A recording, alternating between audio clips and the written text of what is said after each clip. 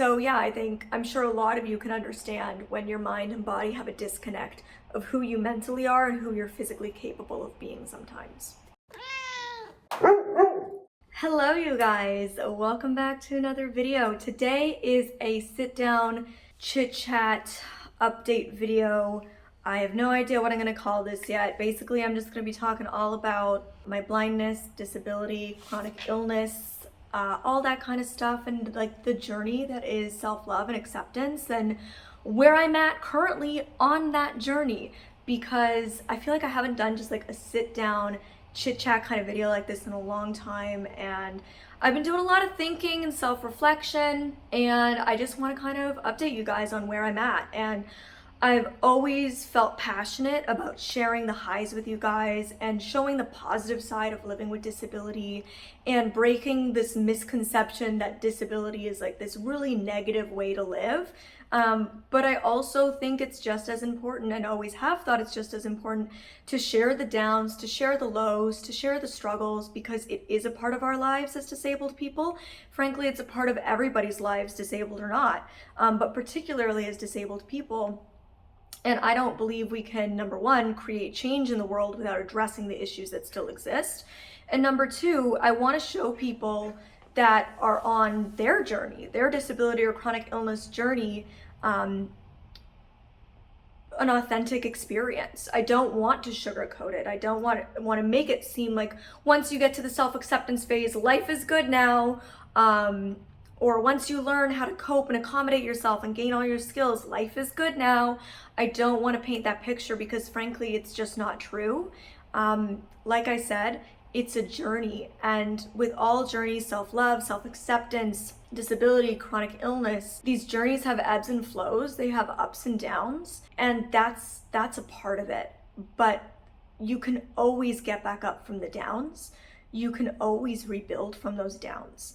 And that's what's important to remember, is whenever you hit those lows again, and trust me, there's been so many times in my life when I've been at a low and I've thought, God can't do this to me again. I've done my lows. I got through the lows. God cannot be doing this to me again. But I've learned, having gone through it so many times, you're never gonna have done your lows. You know, there's no such thing as like having completed your problems and you're now getting off scot-free for the rest of life because you've dealt with more than most people ever will. Unfortunately, that's just not life. We as disabled people, I think, know better than most that life isn't fair. And unfortunately, some of us just have to go through more than other people do. But just because we have to face more hardships doesn't mean we have to give up. It just means we have to fight that much harder. And it's worth it. You know, I've gone to the other side enough times to know that it's worth it. But, you know, a few months back, I did this video where I shared with you guys that I had lost more vision, which was the first time in many, many, many years when I had seen a significant shift in my vision. And so I kind of wanted to update you guys from then to now, where I'm at, what's going on, how I'm feeling, some realizations I've had, and that's really what this is. So hopefully you like Molly Ramble's videos and you stick around and want to chat. So since then, I have continued to see a decrease in my vision, unfortunately. Living with a degenerative disease, that's always a part of the game, you know? Like, at the end of the day, like, being on the further end of RP vision loss, you know, as much as I would have liked to think like I was done and I was gonna get to keep the little bit I had left, like, I also always knew that that wasn't rational. I do happen to have just a more aggressive form of RP that's taken my vision much younger and faster than many people with RP experience. And so I always knew that like that was a possibility, and you know, I'm just living through some more of that vision loss. I think I'm definitely much better equipped to deal with it this time, but it doesn't mean it doesn't come with extra challenges. Again, it's just like learning how to shift once again, how to slightly tweak or readapt once again, dealing with, you know, increased dizziness, increased headaches, increased eye pain, increased fatigue, increased disorientation. And those are things that I've always dealt with in periods of vision loss. Not everybody does. Unfortunately, it's something that I do. So, learning how to kind of cope with and accept that again. I've never had the greatest health. Have I, Mom?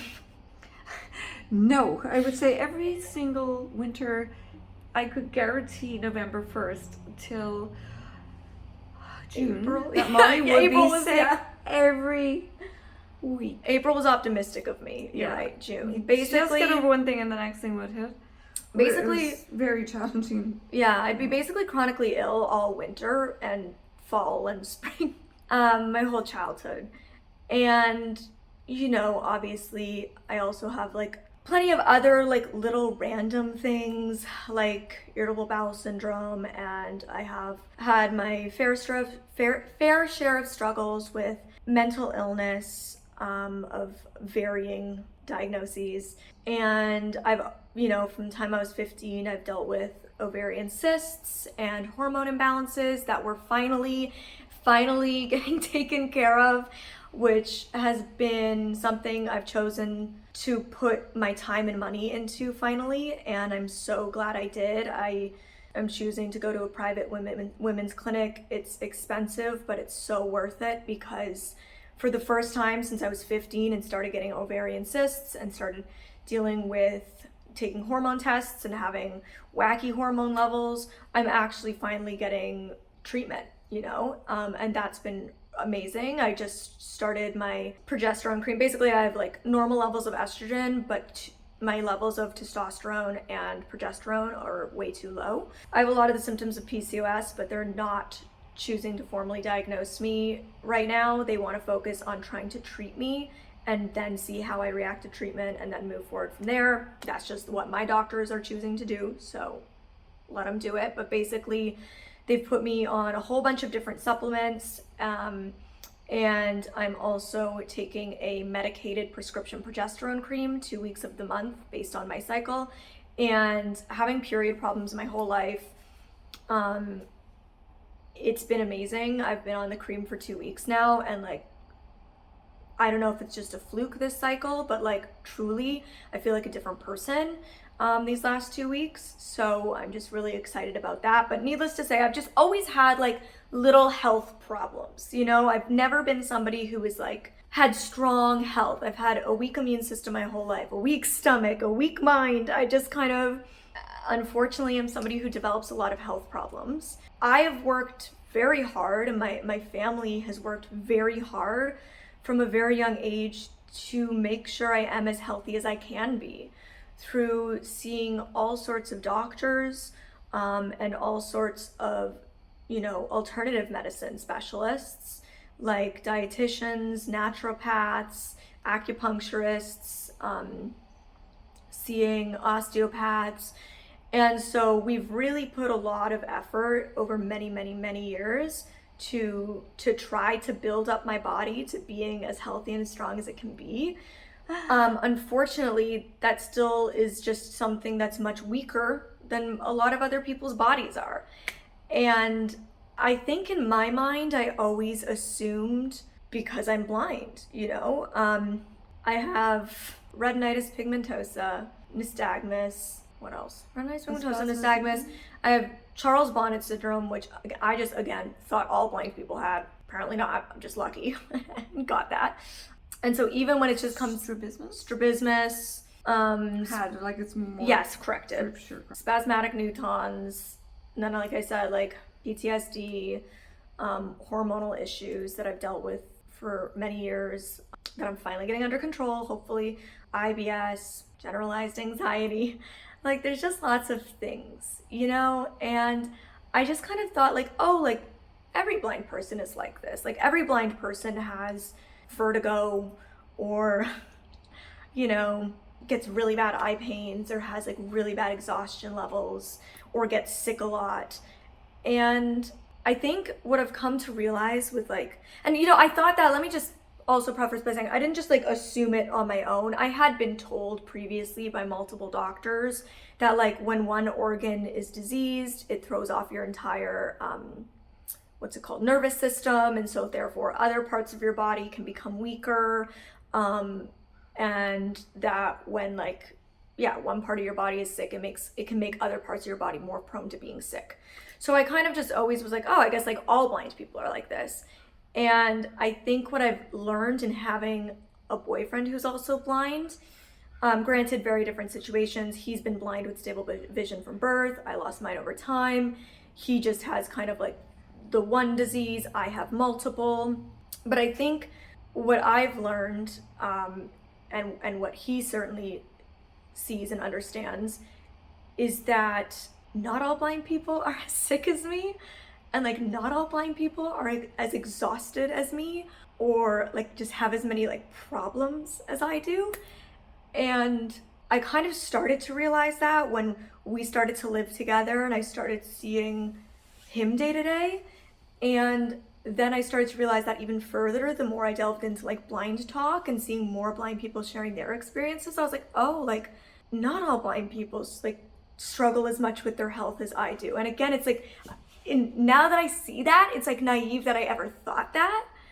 But I think in ways it's almost forced me to have to do more self-acceptance. Like I felt frustrated once again with my body and myself for like not being stronger, like not being physically stronger to not develop illnesses or imbalances, not being stronger mentally to like not be able to have to develop mental illnesses. And I know that's so stupid to say, like we don't choose to develop mental illness, like it's just some of us have that brain, you know, we don't choose to develop physical illnesses, some of us just have those bodies. But I think for so much of my life I was just like, oh, it's because I'm blind. And now I've realized it's not necessarily because of that, it's just because of who I am.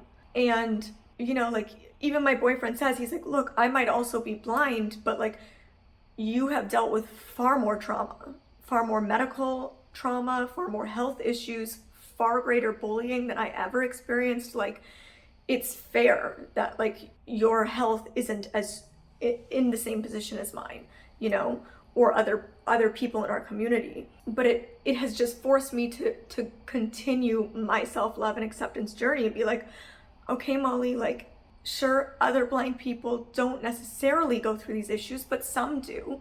Some don't, but some do. You just happen to be one of those people who does have extra issues with your health, both physically and mentally, and that's okay. Like you can learn to still love and accept yourself, and you don't have to be hard on yourself or compare yourself to the blind people who have better energy or don't have dizziness and vertigo or don't have other physical ailments. It's funny, I get a lot of people say to me like, I have XYZ, but I don't feel like I can own the word disabled because I don't feel disabled enough. And my response is always like, if you are disabled in any way, you can own the word disabled. You don't have to be as disabled as somebody else to still be disabled. You know, it's a spectrum. It's a vastly diverse community, an extremely wide spectrum, and you don't have to be on the furthest end to own disability. You can be at the beginning stages of the spectrum and still own disability and be accepted as a part of this community and find people who understand you, but not everybody will. I'll never forget years ago in my early 20s when I was working as a motivational speaker full-time for this company, one of the other motivational speakers was also disabled, and they said to me, I was sick when we were on tour, and they said to me, you're always sick. You should really work on that. And I was so hurt because to me, we've spent years working on it, haven't we, Mom? Yes. From the time I was so young, we spent money and time and energy onto finding foods that didn't upset my stomach and gave me energy, and taking supplements and seeing all sorts of different specialists to build up my body to being as strong and healthy as it could and fighting things off, you know, and in hopes of reducing getting other things. developing other issues.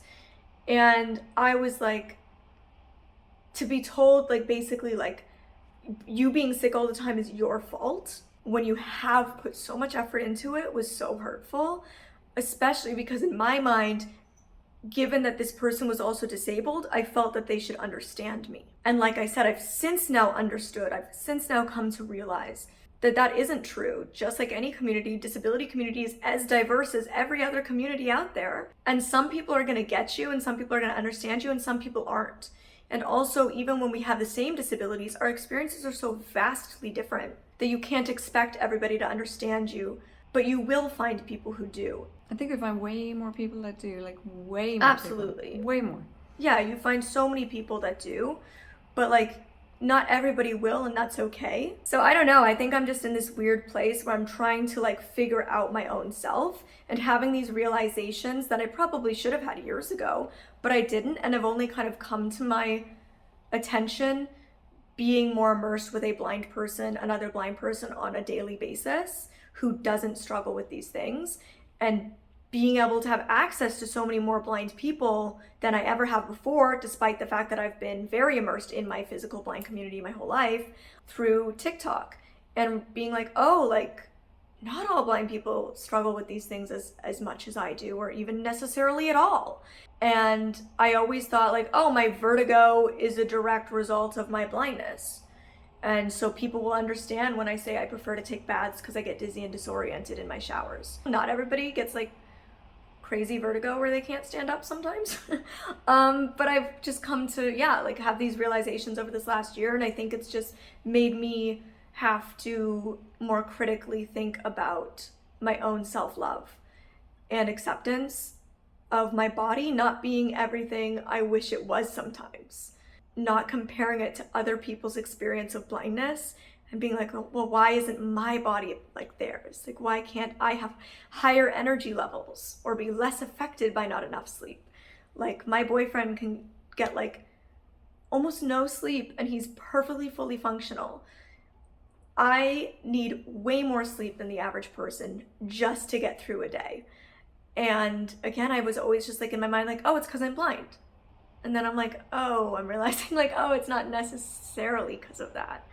It's just because this is who I am, separate from just my blindness. And I think the other thing that's come to light as I've accepted continuing to lose more vision is I'm realizing that things that were once very natural behaviors are no longer as natural. What I mean by that is when I lost my vision at 14, for many, many, many years, like looking at somebody when they talk to me was my natural instinct.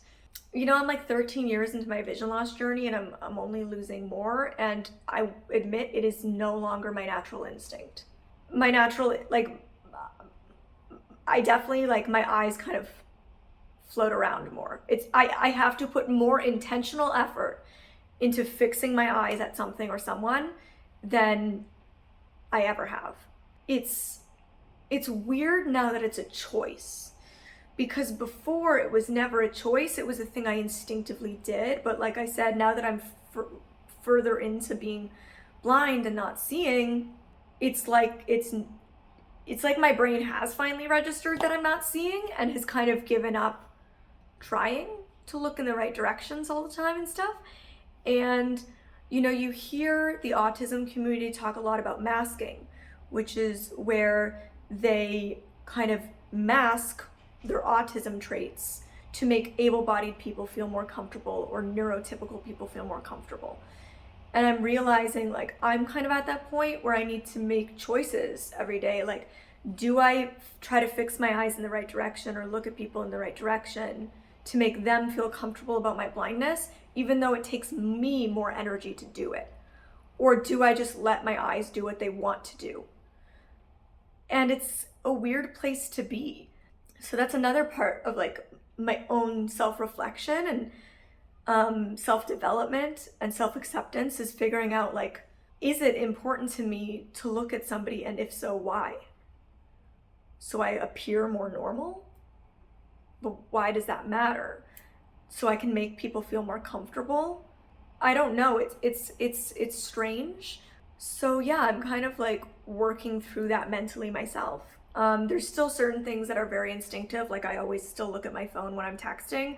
And to be honest, most of that is because it points my ears in the direction of the audio that's coming from my phone. It's not because I'm looking at anything, obviously. It's just because it helps direct my ears to the sound more so than looking straight forward would when I'm texting or something. But yeah, I find particularly when I'm talking with people or I'm at a restaurant or I'm meeting somebody, I actually have to instinctively remind myself or tell myself, like, look at them. Whereas that used to be what I naturally instinctively did. So yeah, I think things are changing. I'm just continuing my path, and like I said, I think because I'm so positive and optimistic and upbeat, and I've really come a long way with my self-acceptance, I think sometimes I'll get messages from other disabled people and be like, wow, like, I just see you as somebody who really has their life all together. And to be honest, I don't. Like, I'm just like anybody else. I'm just trying to figure it all out. I'm just puttering through life, trying to take it day by day. And I certainly don't have it all figured out. And honestly, I'm scared of the future. I'm terrified of what's ahead because I don't know what my health is going to look like. And that terrifies me. My health has been the best it's been. Moving to LA, my health like drastically improved, and I think it was just from the warm weather. That's the only thing I can conclude, is the dry, warm heat helped my health. I think having good health for a few years, at least good health in comparison to how my health my whole life, I was kind of like, okay, maybe I'm out of the woods. And like I said, what I've come to realize is that's not necessarily true. Like, I'm always going to have to work a little harder on my health than maybe the average person is. And my health can always slip again. And that's scary. It's scary to wonder, what will my health be like in 10 years? What will I be capable of in 10 years because of my health? And so I just try to take it day by day and live to the fullest and do what I can and be kind to myself and forgive myself when I get headaches and eye pains and I can't push through. Forgive myself when I get tired and I have to go nap, and I can't film the TikTok I wanted to, or have to call off of a meeting or cancel a plan with friends. And I think it can be difficult when your mind and your body aren't always aligned. I'm a very ambitious person. I always have been. I've always been somebody who's like, go, go, go, go, go. I never want to sit still. I always want to be doing more and exploring and doing things and trying new things. But my body doesn't always say that that's okay, and doesn't always say that that's possible.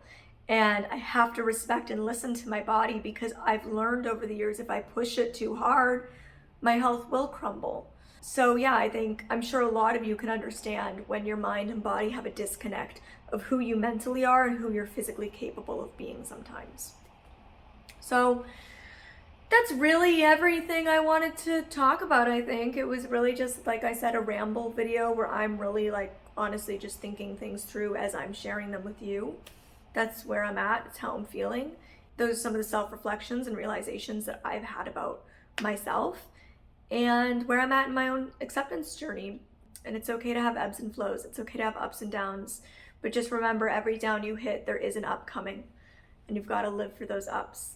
That's what I do every single day, even on the tough days.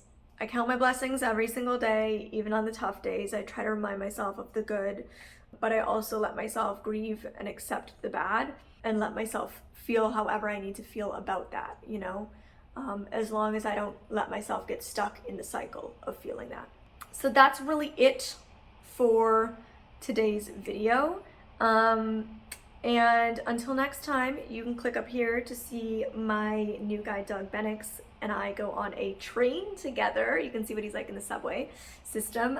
Or you can click over here to see another one of my videos. And thanks for sticking with me. I'll see you next time.